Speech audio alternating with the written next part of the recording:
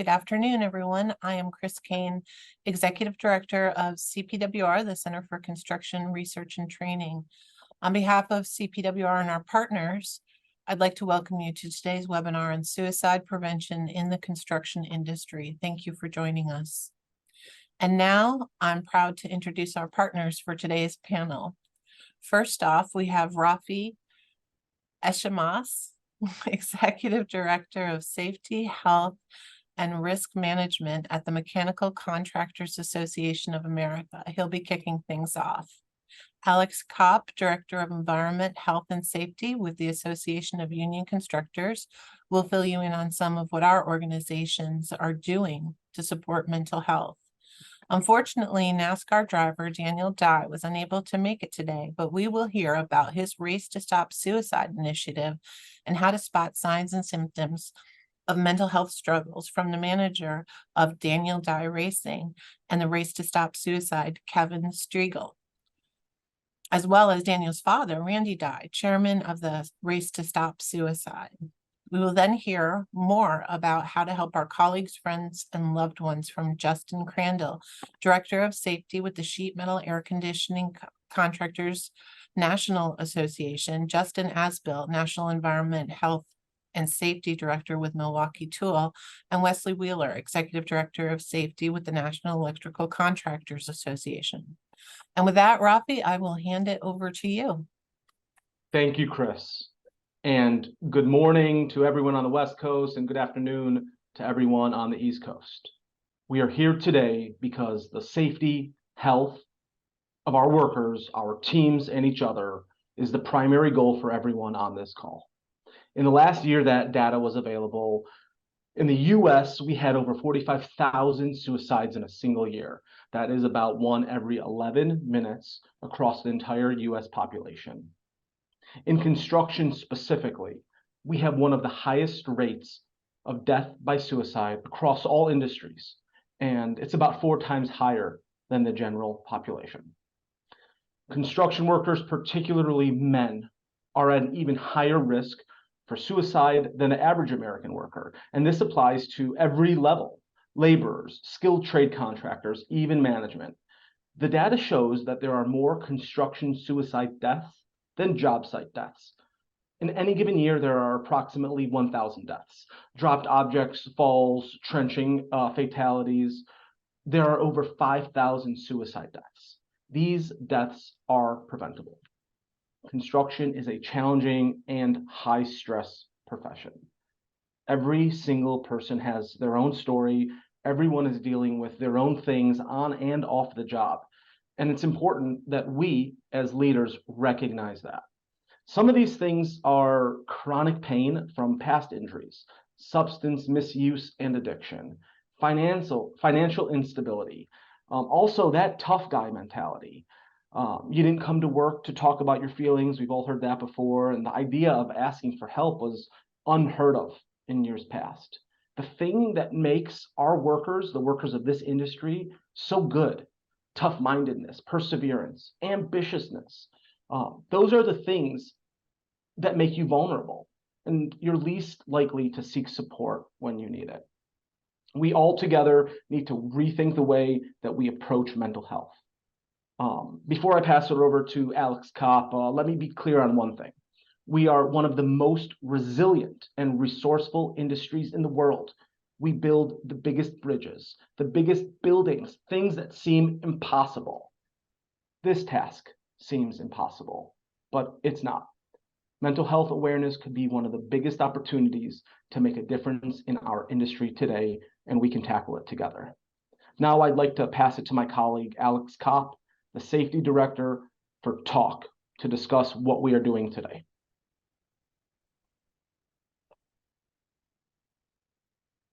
Thanks, Rafi, for passing it over to me. Welcome, everybody, as has been said before. So today, obviously, we're talking on a very important topic. So I had the question: what are our organizations doing in regards to mental health and suicide prevention? The short answer is a lot. We're all in this together. We're constantly putting out resources with our partners at CPWR, MCAA, NECA and SMACNA, and others on that, on the in the world of associations. So just for some examples here, these are all available on CPWR's website. Some of the resources that they put out is you can go to CPWR.com/mental health and see all the resources that they put in the research to help us get over the stigma that we have of mental health in the construction industry. So I'm not going to go through that list, but they also go through and put the resources in English and Spanish.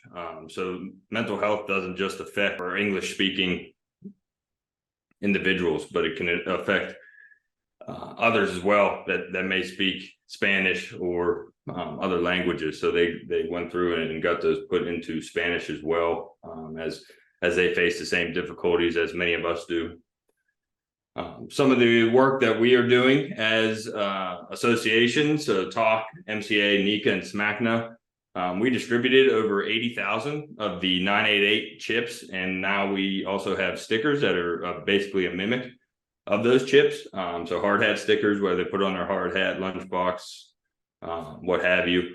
But we've done over 80,000 of those and had great impacts. Myself, I've heard 2, 3, 4 feel-good stories of what those chips have done within our industry and saved that individual from taking the next step or taking their life, knowing that they have a family, relatives, other people that count on them to provide day in and day out. So chips have been a great help. We also had the great privilege to work with Race to Stop Suicide last week in Nashville at our TAUC's Industrial Grade Innovation Tech Conference. Daniel Dye, the race car driver, his father, Randy Dye, and Kevin Striegel, his manager, came out and talked about their story with Race to Stop Suicide, how it all started, and they're going to share that with you guys here today. We had the privilege of working with them and having their car wrapped to have our partners, ASCO, Burns and Mac, that partnered with us to help provide a raceway, if you will, to this message of it's okay to not be okay, and using platforms that were presented to us. So with that being said, I'm going to turn it over to Kevin Striegel, the manager of the Daniel Dye Racing Team and the Race to Stop Suicide campaign. And with that, Kevin, it's all yours. Thank you, Alex. Good afternoon, everybody. First off, thanks to the admin team and everybody involved for having Randy and myself here. Daniel, unfortunately, had a conflict come up, but an exciting one for something that we're working towards for the future. So he says hello and wishes that he could be on this with us, but we'll have a message from him here when we get this complete. But first, we'll watch this video here.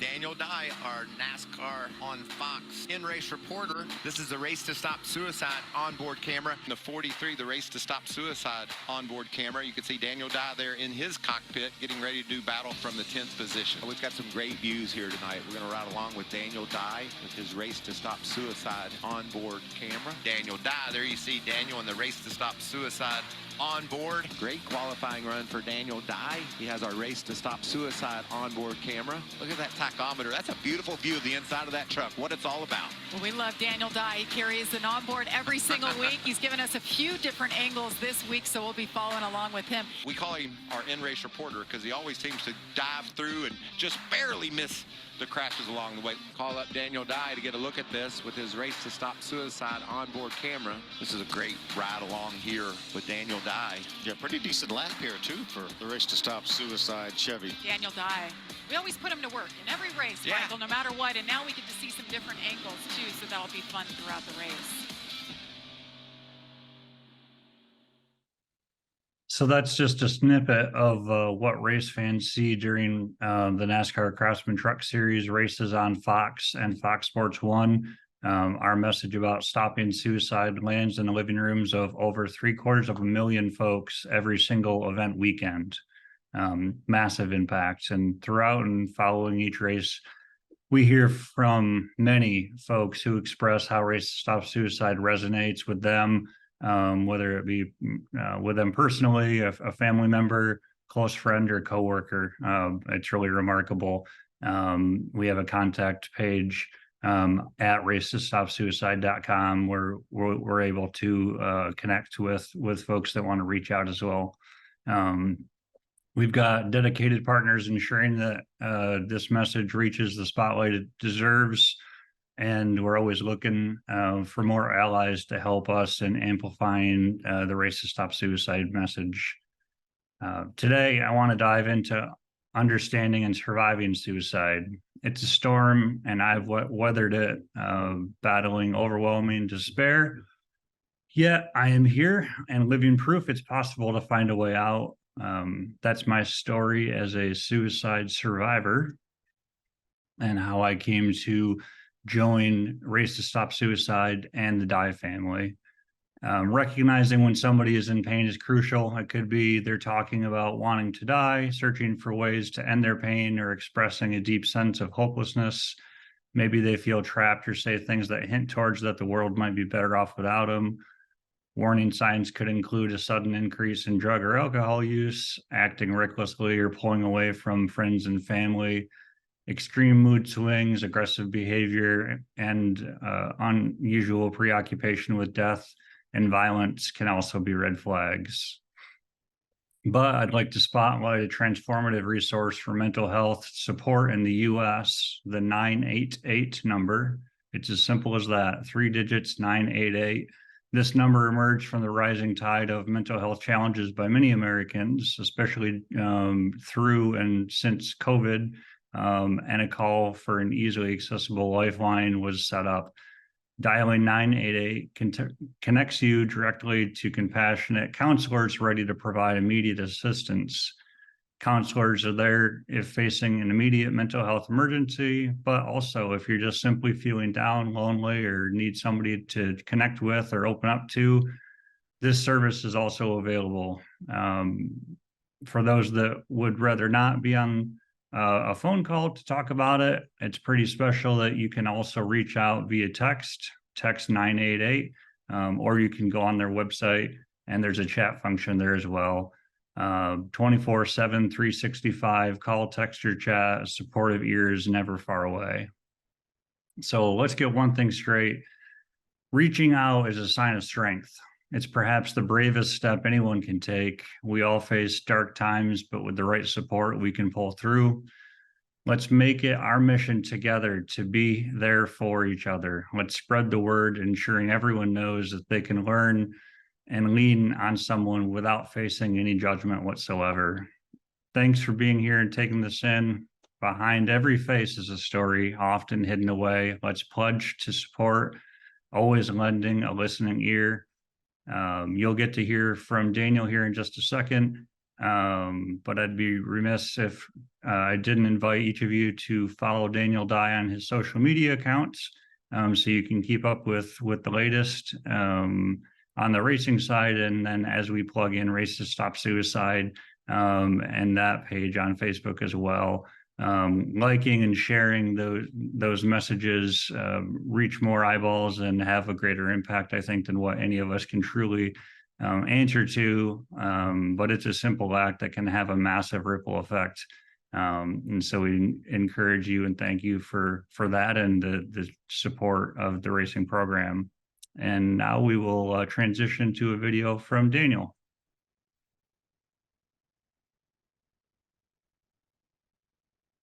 The racing community is tough, right? Like, we all like to be, we're all racers, we're here to win. That's what we're doing. Race car drivers are not vulnerable. My cousin committed suicide just about a year ago. I think the anniversary was about a week ago. at Daytona during Speed Weeks this year. I got to go to the media center and talk a little bit, and I said one little quick thing about Race to Stop Suicide, and it kind of lit the room on fire. And we had probably 5 or 10 questions come up about it, and a few people follow us out of the media center just to talk. We probably stayed afterwards for about 30 minutes just talking to a few different people. What we're trying to do with breaking the ice and start the conversation has been successful. And only his second start in the ARCA Menard Series, Daniel Dye wins. It was a conversation that we had. My dad was looking for sponsors, and I was getting ready to go pro late model racing.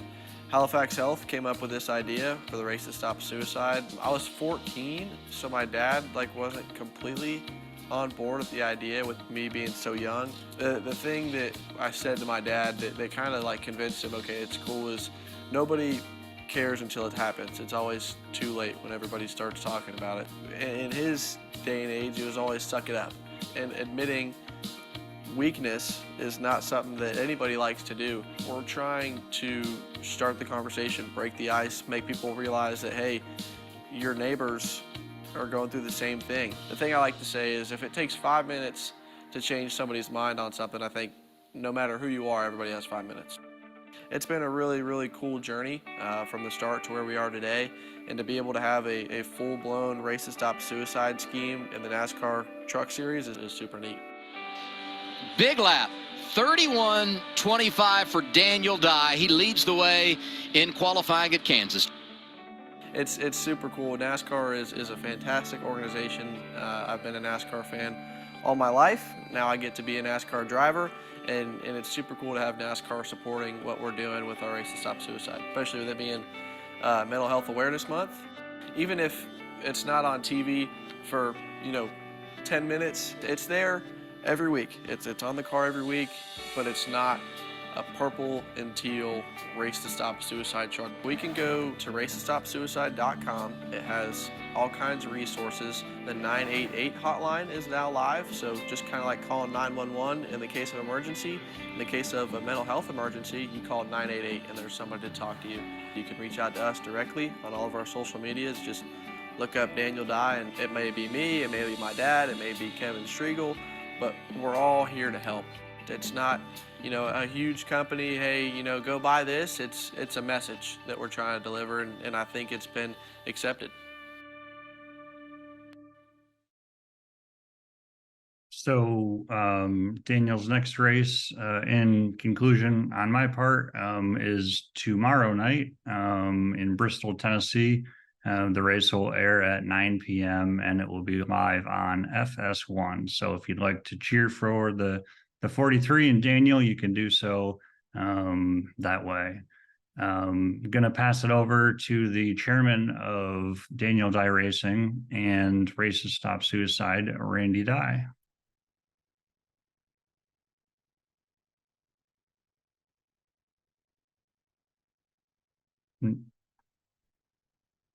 And Randy, we'll get you to unmute.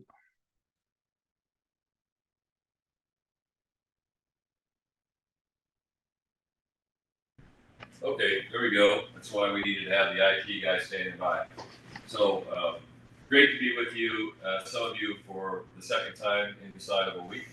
It was a busy week last week. I do want to say thank you to your organization for actually becoming more than interested champions. When you talk about 80,000 really communication devices, a poker chip with 988, that's 80,000 times.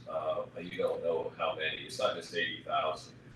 You have created 80,000 ambassadors in that moment, and that's a big deal. We're doing the same thing, so we know there's more. And as we've said, Kevin already talked about, an average of 750,000 people each weekend that watch the race.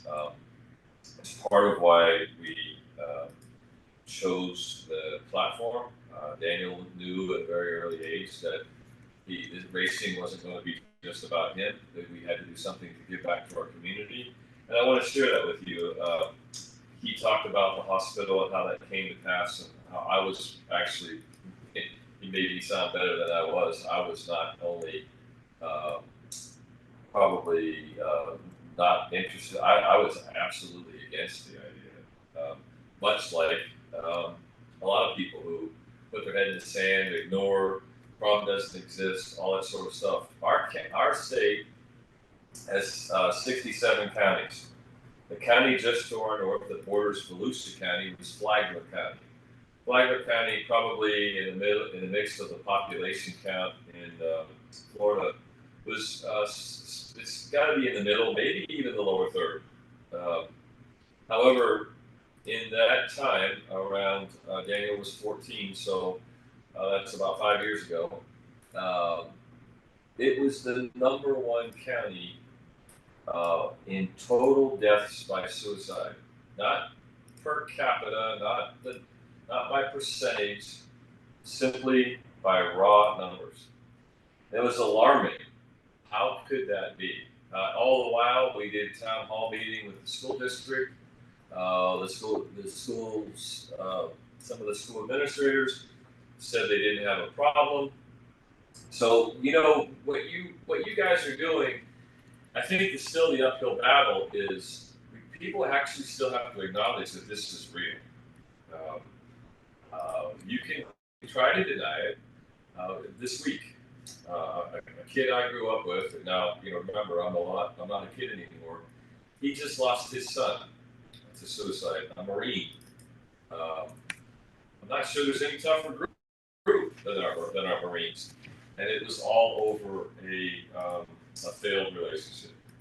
It's just, it's awful. So we have to get to a point of understanding what causes this. The demographic is, I know personally of an 8-year-old, and the top end of this spectrum in age is, you know, I know of somebody that was over 80. The walk of life is all sorts. Your industry, when I first was approached by your group about doing this, and the statistics were shared with me, quite frankly, I was shocked. I didn't have any idea that, the statistics just didn't add up, because as you shared, 4 times the national average. And now, after spending a week or 3 days with you last week, I understand some of the challenges of the people in the field, and I get what they're going through. And I think what I hope we're going to be able to do with your organization is go to the job sites. And I think what you have to really work on, what came clear to me wasn't that how you guys clearly understand. This is another example of understanding. I think we've got to get to a place where those people who actually are in the field, doing the jobs, in the trades, and have those challenges that you've identified, we have to make sure that they know that it's okay to talk about it. I still would tell you that I believe that's the biggest challenge that you have. And, you know, we hope to be able to help make it okay. One of the things we've learned is that this race car thing, it's not a race car, it's the ability for people to connect to something. One of the big symptoms and one of the signs, and Kevin went over some of that stuff earlier, but we tend to disconnect. When people are getting ready to commit that act or attempt that act, they disconnect and withdraw. The other thing I want to share with you that's very important is that it's so important that you understand somebody who's been going through this process, and all of a sudden they seem to be better. To the average person, they seem to be better. And we go, well, thank goodness. You know, our prayers have been answered, the person's better. And they're out of it. I would tell you that's the time they need the most attention.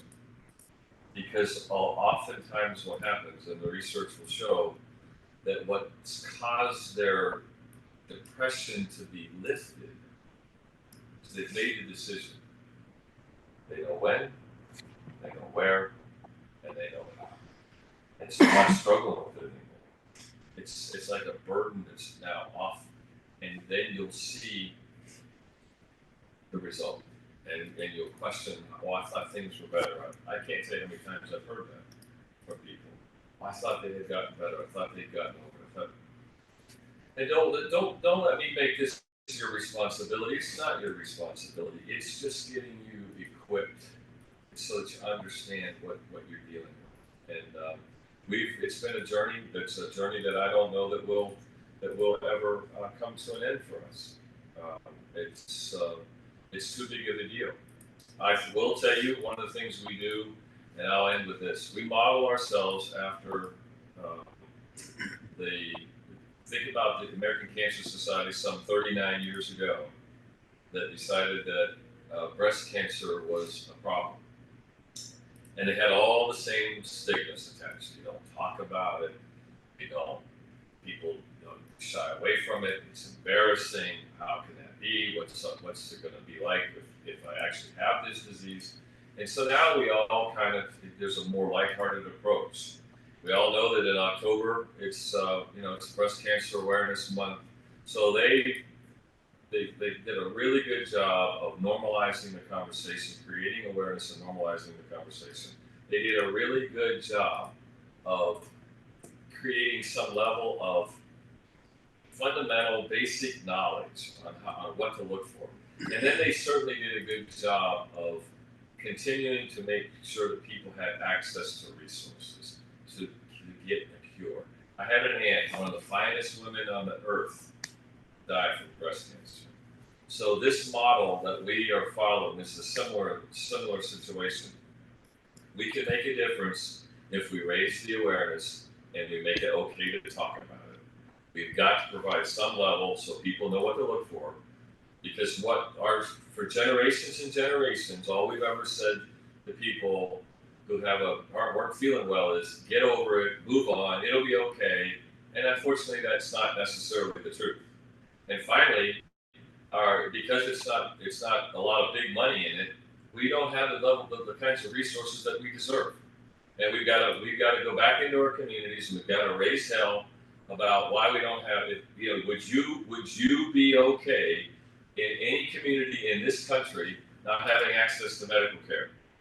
If the answer to that, and it should be no, then it should be the same answer with regard to quality mental health care. Thanks for having me. And I don't know who I'm tossing it to, so somebody catch it, please. Thank you, Randy. Hello, this is Justin Crandall, the Director of Safety at SMACNA. Kevin and Randy, thank you for your time. I was able to see you last week as well, and what a powerful thing that you're doing. SMACNA also cares a lot about this topic and been trying to drive the opportunity to get it into the field. One of the difficulties that we have in our industry, as you found out, is bringing up the topic, just getting someone to discuss it. It's challenging. We're a hard driving industry that work hard, and we're proud of it, which is a good thing. But we also need to be able to talk about when we're not okay. And that's what this is about. And what I'm here to do is I want to be able to talk about our own experiences and be able to make sure that we're available to talk with others when they need it, that we can knock down some of those barriers, that it is okay to not be okay. On that note, I'd like to commend my friend, Mr. Justin Asbill. He's the Director of Safety at Milwaukee Tool, and he recorded a video for us to share his own story. He's here with us today on the webinar to answer any of our questions if you might have after watching the video. But with that, thank you, Mr. Asbill, for having the courage to share this experience with us. So with that, play the video.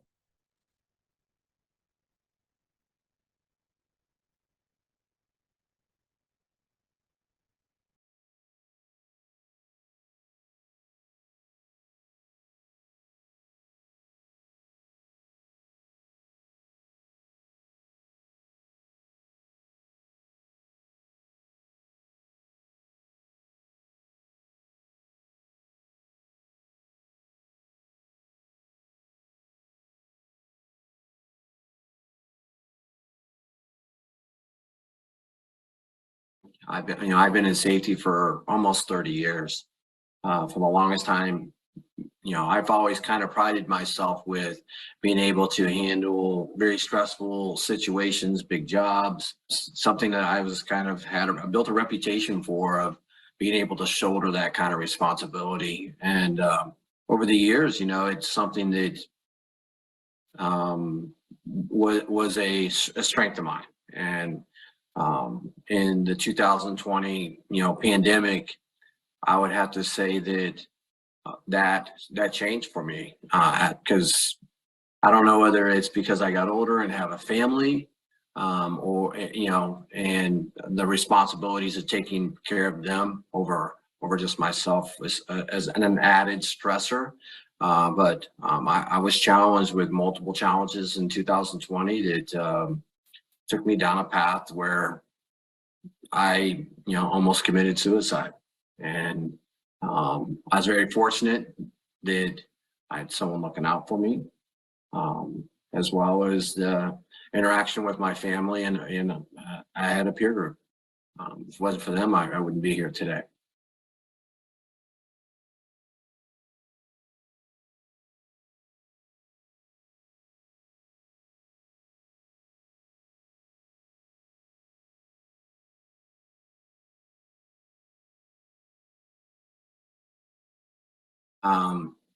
I was very good at masking what I was going through. You hear the term silent suffering. I was very good at mastering the masking process, and nobody knew. I think my wife was a little bit suspect of me and the struggles I was having, but I think that same mentality as me. She knew that I was dealing with a lot and would pull through it. And I was very good at masking it. And still to this day, I think people are surprised when they hear my story, because they had no idea. And I was very fortunate that my daughter actually was still at home from, schools were not open, they were homeschooling, and she begged me to stay home that day. And later on that day, I was in what we call it the Safety Social, it's Safety for Safety peer group. And it was a very touching peer group session, and it changed the whole process that I was thinking, my mentality. And I reached out and got help. Reached out to the person who leads that group, and we talked for hours and got me through it. It was something powerful. It was great, and I'm glad to be here today.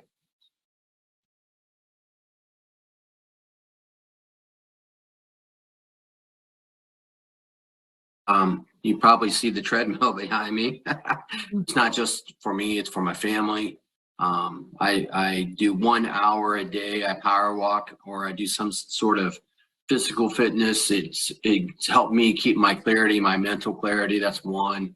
Another is I kind of meditate and write in a binder. I tell myself something good I did the day before. And then most important out of all of that is I have my peer group.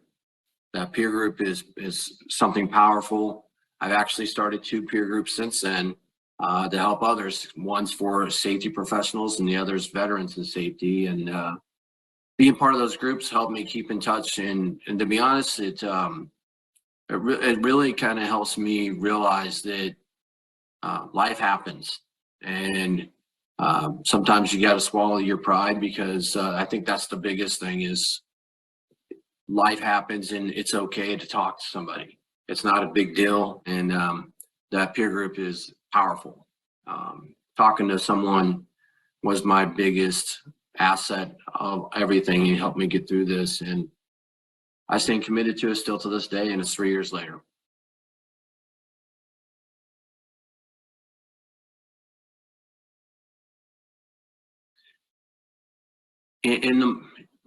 It came at me like it wasn't something that I was planning for weeks. It was an instant decision. So understand that there's a lot of challenges that can impact you at once, especially in the construction industry, and that sometimes when you think you're the strongest mentally ever, things come at you, and setting up preventative measures and, you know, boundaries and sticking with it just sets you up for success rather than trying to figure it out after the fact or in the heat of the moment. I can't emphasize enough, in this industry, in this world, it's so important to take your mental health serious and set up preventative measures. Everyone's different. It works differently for everybody from preventative measures ways. But the most important thing that has been powerful is the peer group, and talk to people, talk to each other, set up an actual culture in your organization or where you work, or be the champion of it. Set up a peer group and talk to each other, because as simple as it may sound, it is something that works.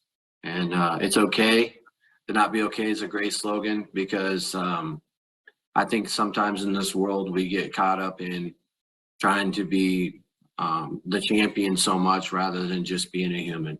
We're all humans, and it's important to remember life happens.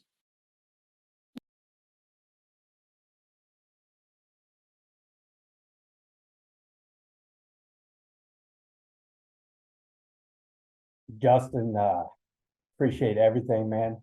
Love you, brother. With that, we're going to talk to Wes about what we can do. Appreciate it. Thank you, Justin. Thank you, and Justin Asbill and Crandall, for both sharing the stories. And Justin, I'm glad to be a part of that peer group with you and the other people that's in there. I was speaking about that earlier. You know, I think one of the questions that we have, if I have the next slide, please, is, you know, we ask, what are employers doing? What do we need to do? Who's involved with it? You know, when we talk about creating a culture of care, it has to come from the top down. It has to come from our CEOs, our presidents, our leaders. They have to support the organization and what our initiatives are. And I think it's already been said here today, a couple of things, that some of the people that mask it the best are the people that are our top producers, people that are working hard, people that are staying active, people that have focus on what they're doing, but they're striving to do better. And when they think they can't achieve that success, they look for other alternatives. You know, and knowing our CEO has experienced it in the past in his previous employment, having office personnel that, you know, in the field, they were top producers, but maybe in management, they didn't have the same level of success that they had. But when you look at what employers are doing, I mean, we're stressing the injury management programs and helping workers that, you know, have faced injuries on the job, or maybe even incidents off the job. You know, what can we do to help them get back to a normalcy in their lives? You know, we know that with COVID and what's going on with workplace situations, employers have really been flexible in how they schedule their work. I mean, even from a standpoint of a construction site that maybe, you know, having people work in the mornings, people work in the afternoons, people work in the evenings, there's all kinds of, you know, efforts being put on by the employers to really provide assistance. And when it comes to taking care of a family member or taking care of somebody in distress, I don't know of an employer that won't provide some assistance in that case. So when we're talking about setting reasonable expectations for our employers and what they can do, yeah, they're going to get involved. They're going to develop the programs. They're going to provide the assistance. But this peer support groups that Justin mentioned earlier, you know, I'm taken back. I had a conversation just this morning with an individual, the chief mental health officer for Jacobs. You know, one of the things that they do is they have a peer-to-peer group within their organization. They're a worldwide organization. And what they call themselves is positive mental health champions. And one thing that they do is they actually have developed a tool called, you know, to analyze and to help us assess. And it's modeled 1 million lives. And so there's chances that when we start looking at other things that we can be involved with, October 10th coming up next month is World Mental Health Day.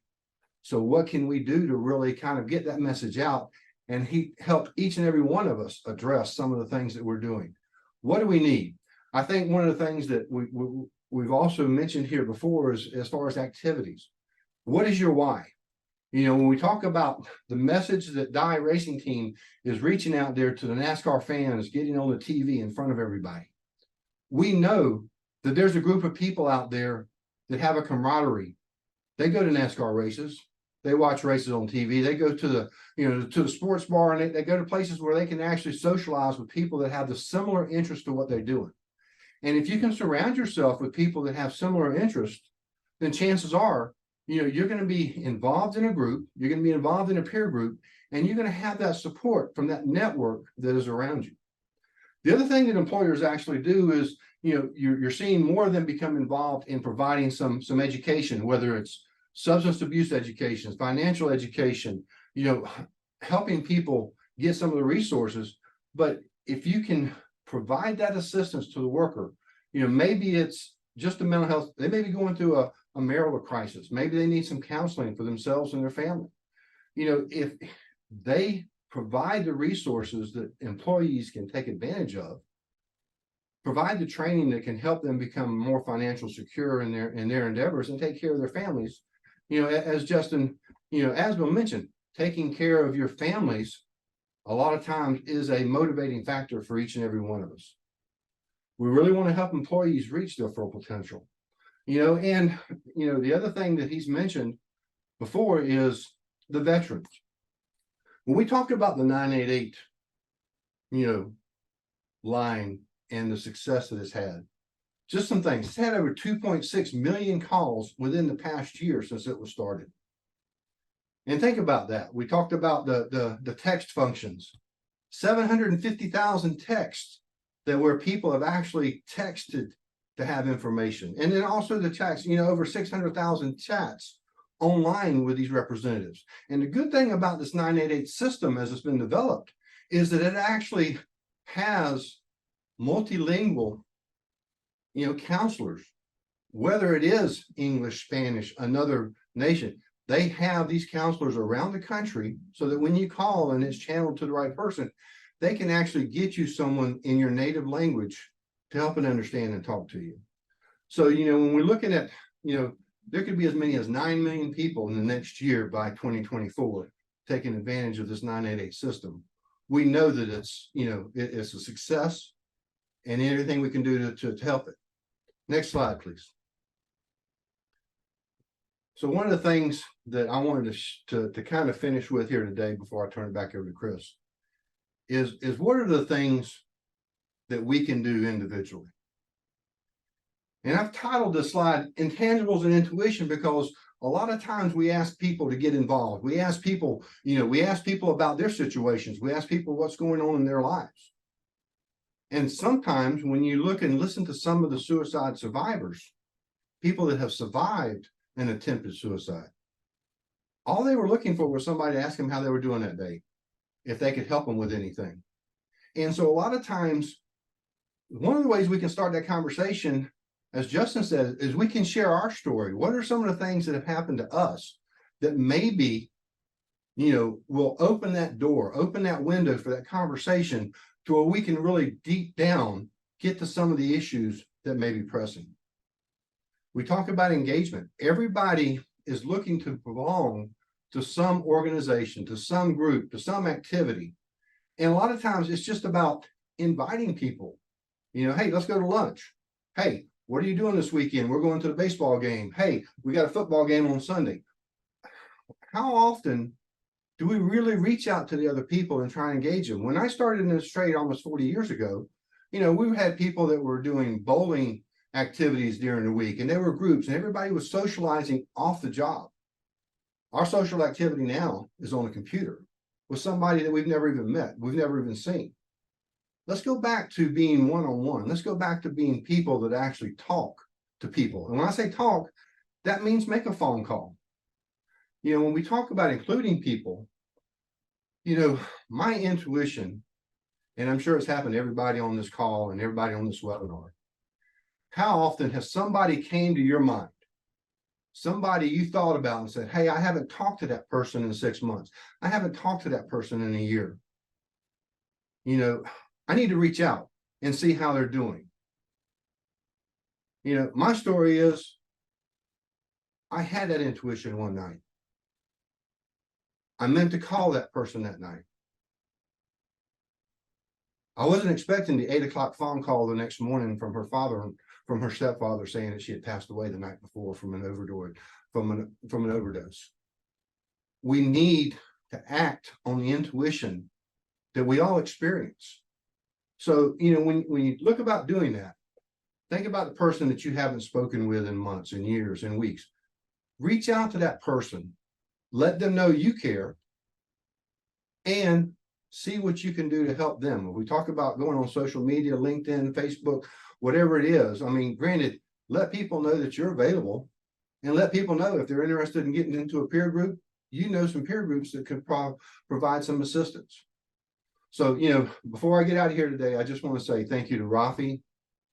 Thank you to Justin Crandall. Thank you to Alex Kopp. Thank you to our associations from Mechanical Contractors Association, Sheet Metals Association of North America, the Association of Union Constructors, CPWR, Daniel Dye Racing Team, Race to Stop Suicide, and NECA, the National Electrical Contractors Association, because each and every one of us know that we can make a difference in somebody's lives. We can share our story as well as share, you know, in getting somebody the help and the assistance that they need. So I just want to thank everybody for attending today. I see that we were up around 350 people live, and I know this is going to be viewed in a recording session.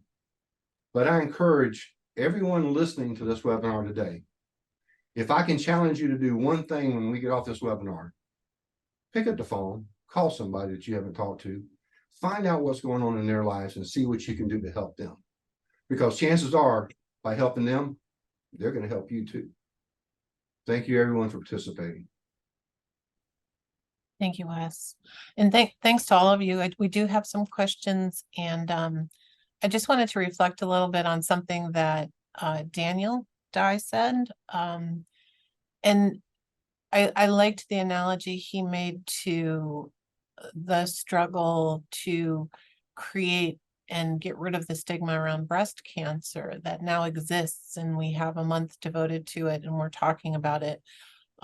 There's a lot of people working on it together, and that's really what we need in this case. We need a lot of, number one, everybody working towards the common goal of destigmatizing issues around mental health, talking about the issues, using the tools that are out there free and readily available. But we also need to do more research on this. And this is one thing that CPWR has struggled with, is to identify funding for doing research around these diseases of despair that are disproportionately affecting our workers,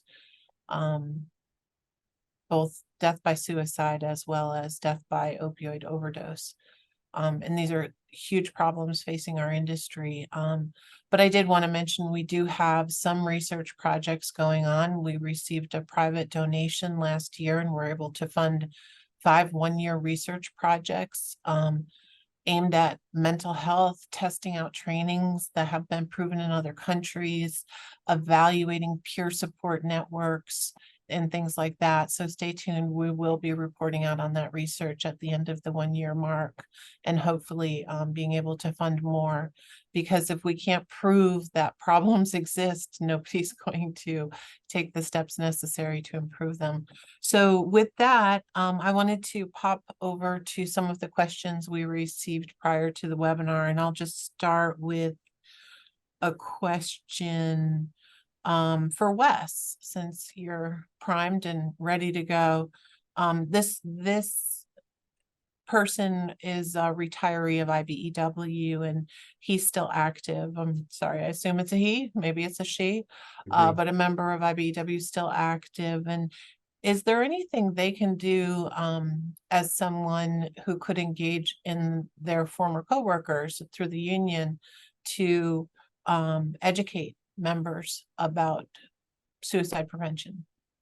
Chris, that's a great question. And for those of y'all on the webinar that may not be familiar, IBEW stands for the International Brotherhood of Electrical Workers, of which I've been a member since the early 1980s. And through our apprenticeship programs, through our training programs, through our educational programs, yes, we have resources available for people to use. I mean, One of the things we encourage people to get involved in some of the train to trainer sessions, something like a vital cog that helps people to teach others how to recognize those symptoms. You know, when we start, you know, I think it was mentioned by Kevin and by Randy earlier today, and even by, I think, just about everybody on the call.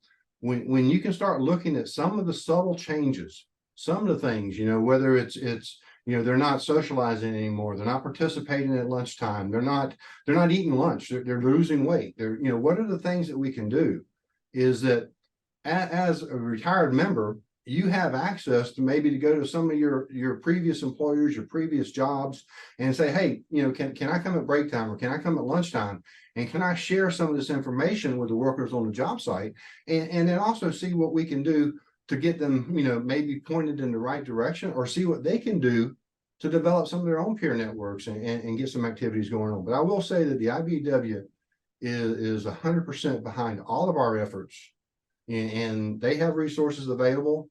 Mark McNichol, Safety Director for IBEW, can provide some additional resources and contacts for all the IBEW locals around the country. And if that doesn't happen, as was mentioned earlier, you know, my contact information is on the slides, which you have a contact with. Send me some information, and I'll put you in touch with Vital Cog, which we have one of those classes coming up in Philadelphia on September 27th, coming up here in the near future. So if you want to take a train to trainer and be able to share that information with these IBEW members in your area, I encourage you to do so. Great, thank you, Wes. To jump around a little bit, I think I'm going to aim this one to Justin. What signs do you look for with someone who does a good job of masking their depression and possibly their suicidal thoughts? I appreciate the opportunity to answer that. I think it's important to understand that people that are masking their feelings and whatnot can do a really good job. I did a great job. I mean, my wife didn't even know how I was feeling at the time. Most of my friends, no clue. I look back on a lot because I try to pass on as much as I can to everybody else from my experience. One of the tendencies that I had, I was very irritable, which is not like me. I'm a laid back person, very easygoing, not a lot ruffles my feathers, but if something would happen, I was instantly irritated.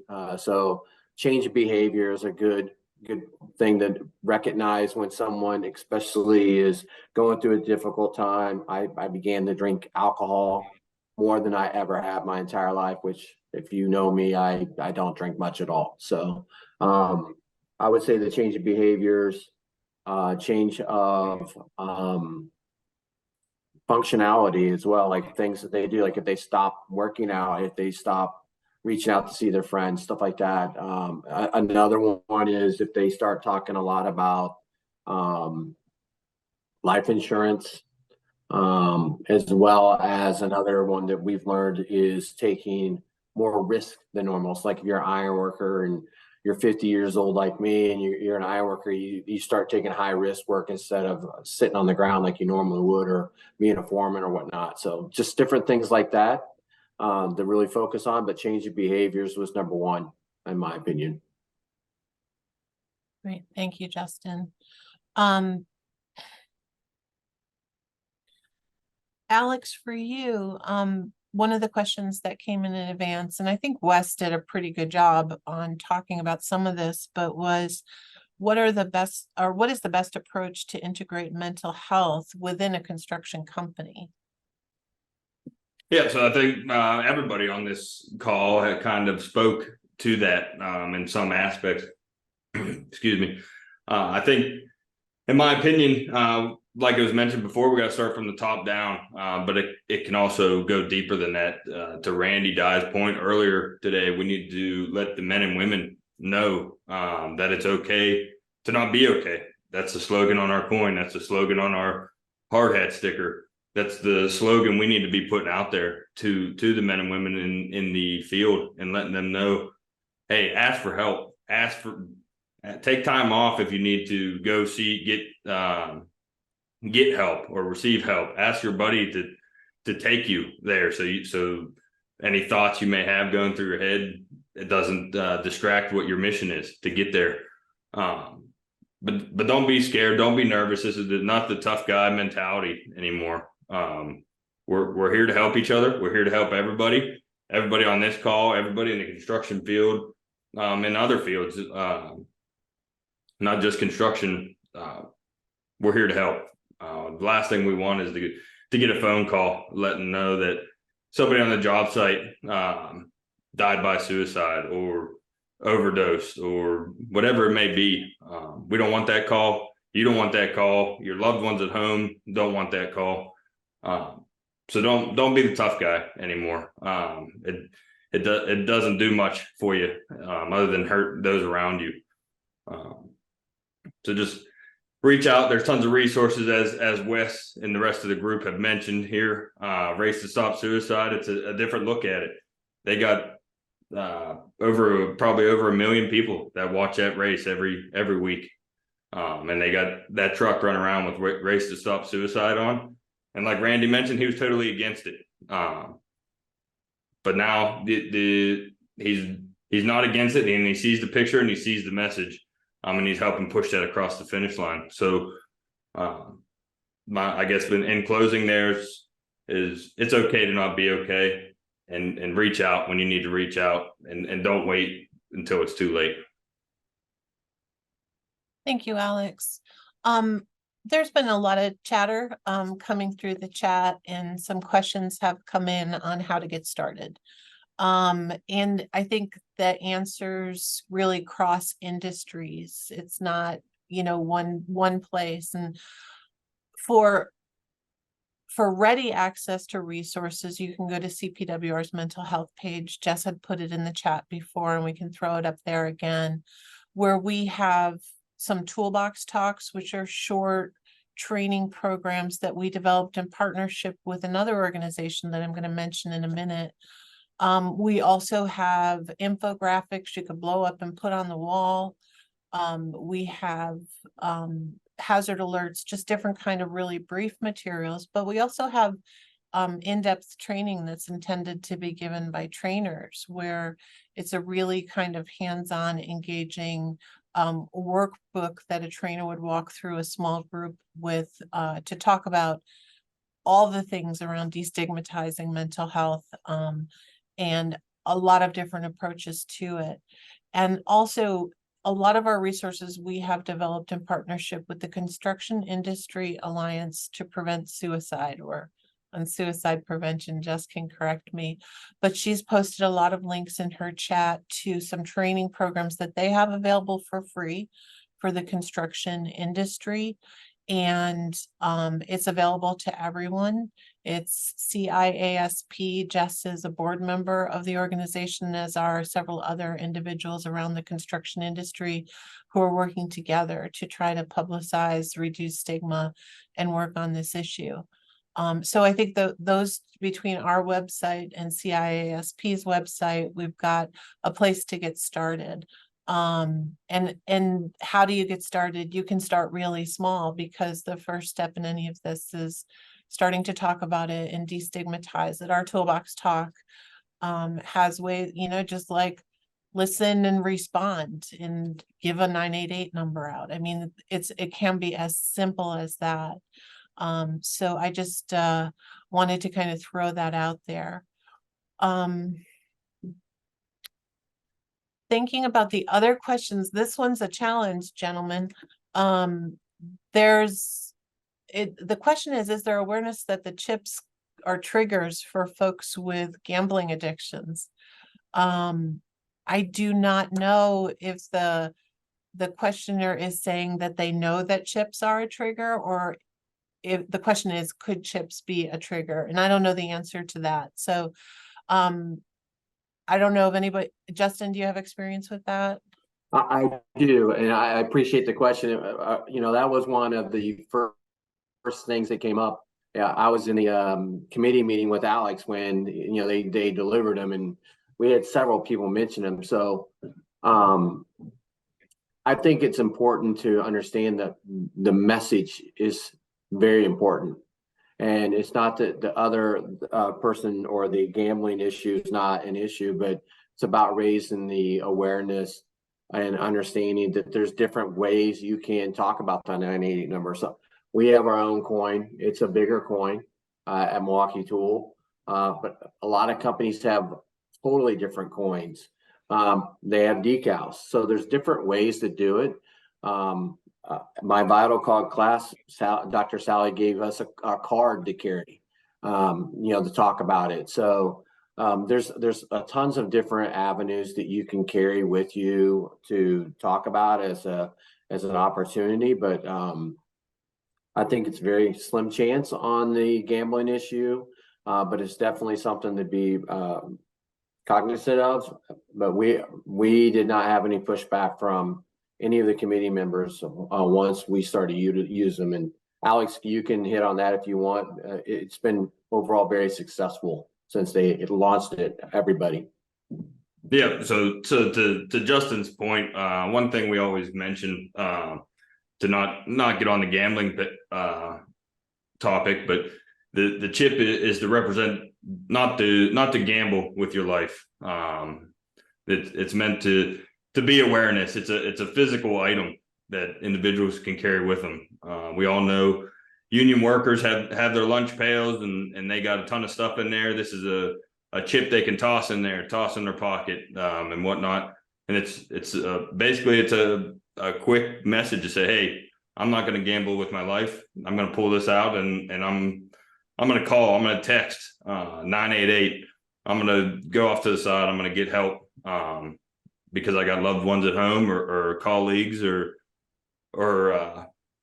people counting on me to get home and do the right thing. So our message to the committee, we haven't had much pushback, but it's just don't gamble with your life. Call 988, text 988, get the help that you need. If you're not getting it, I'll put myself, and I'm sure any of my colleagues on this call would put themselves on the line, is you call one of us, call us, text us.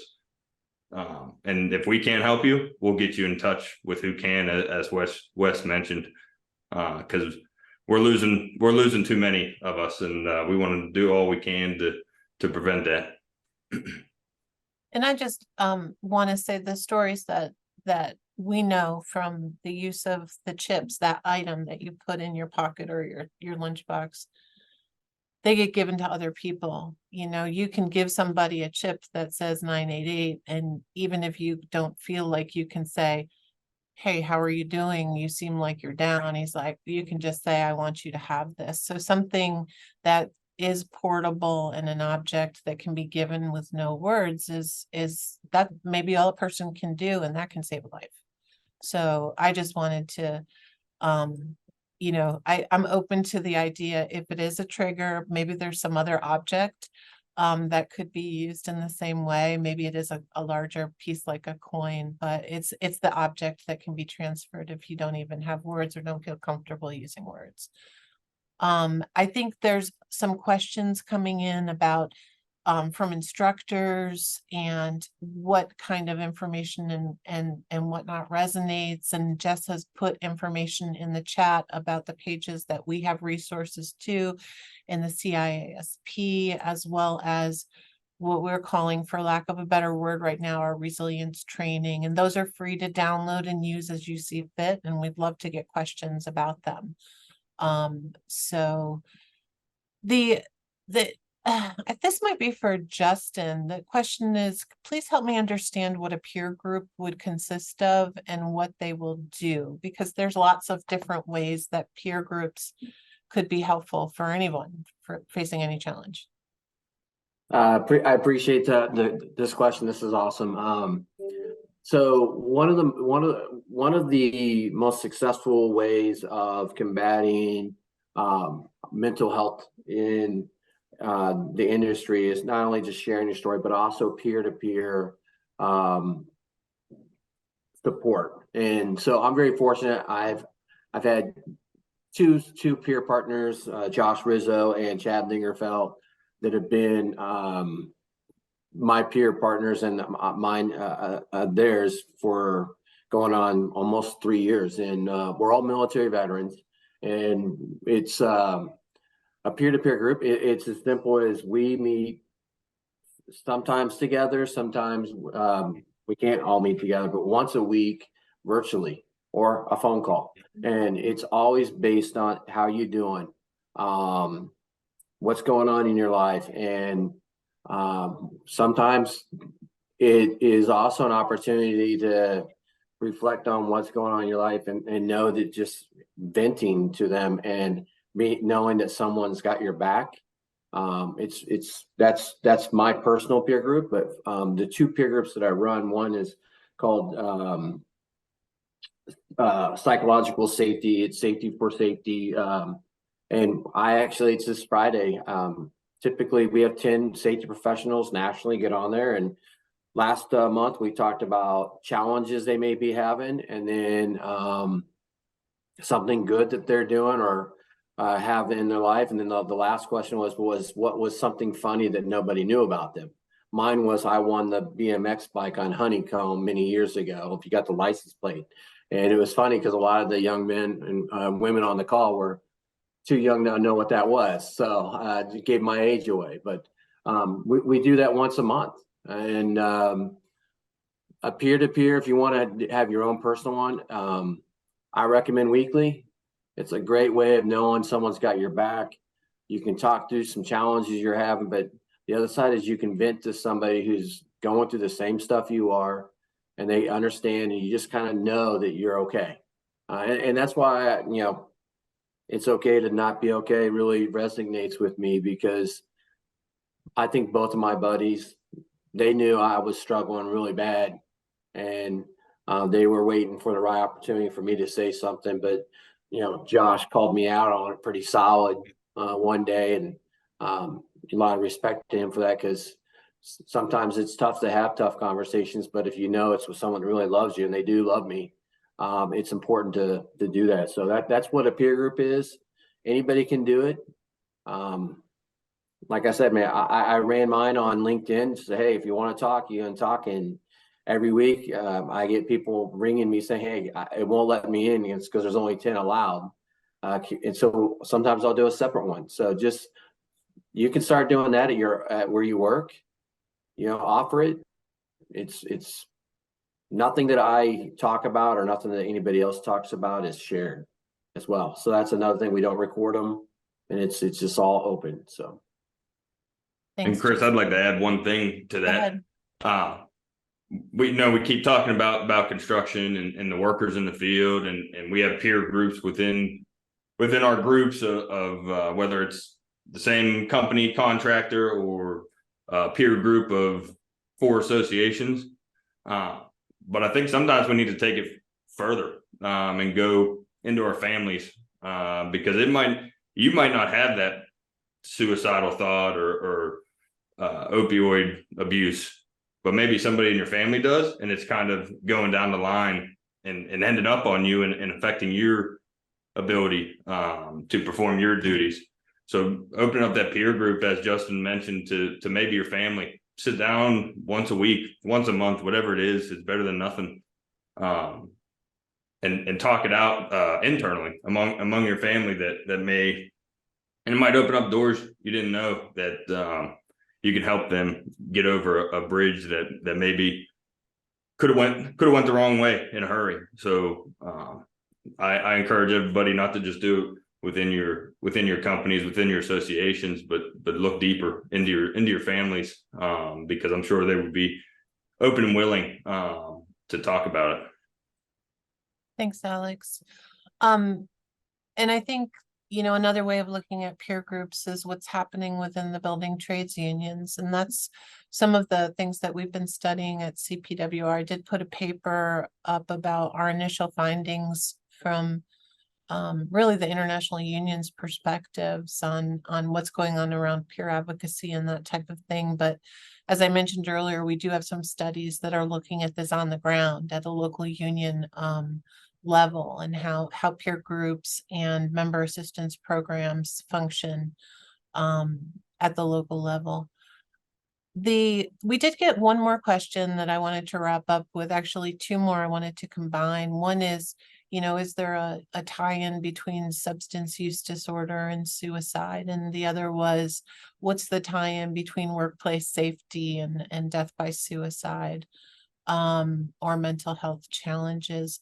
You know, we are learning more. There's more research coming about some of these links, and we do have some papers that describe the links between injury, opioid use, death by suicide, opioid use, and death by suicide.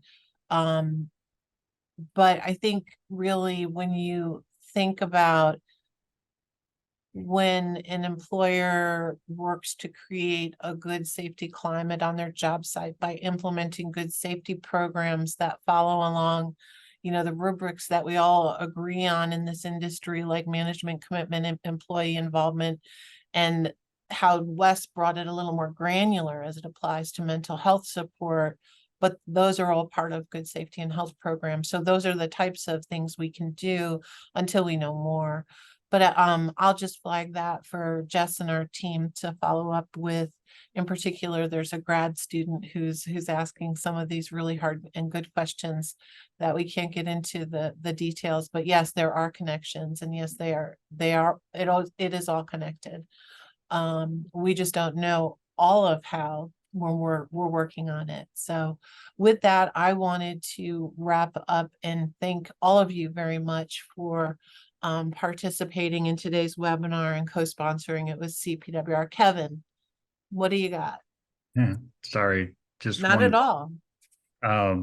Since I've been sitting here, we've had more than 25 emails probably about folks reaching out, inquiring about stickers for hard hats. That would absolutely be something that we can do.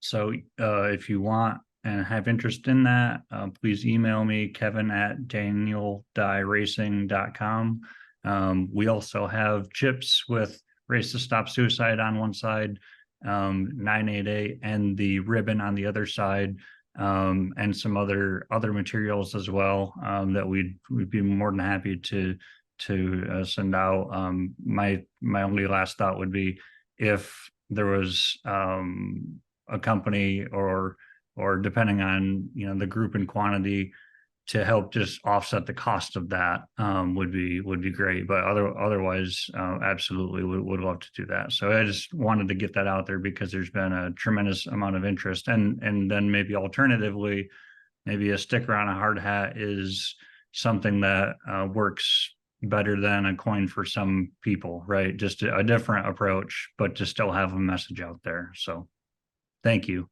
Great. And is there any way to get the stickers that the associations mentioned you were in the process of printing up stickers? Is there some way to get those? Yeah, I'll talk about it. Just please just shoot us an email as you are with Kevin, whether it's myself, Wes, Rafi, or Justin Crandall. Shoot us an email with a quantity. If we can make that happen, we absolutely will. Yeah, that's simple as it gets. Shoot us an email, text if you have our phone numbers. We'll be happy to get that to you. Great. And we're going to have stickers available soon as well. We partnered with Helmets to Hard Hats, which is a nonprofit that helps exiting military individuals find work in the construction industry, both with the trades and the management. And they came to us and wanted to do something about the 988 number as well. So those are going to be coming in any day now, and we'll have a supply of those we can ship out to folks from CPWR. So stay tuned.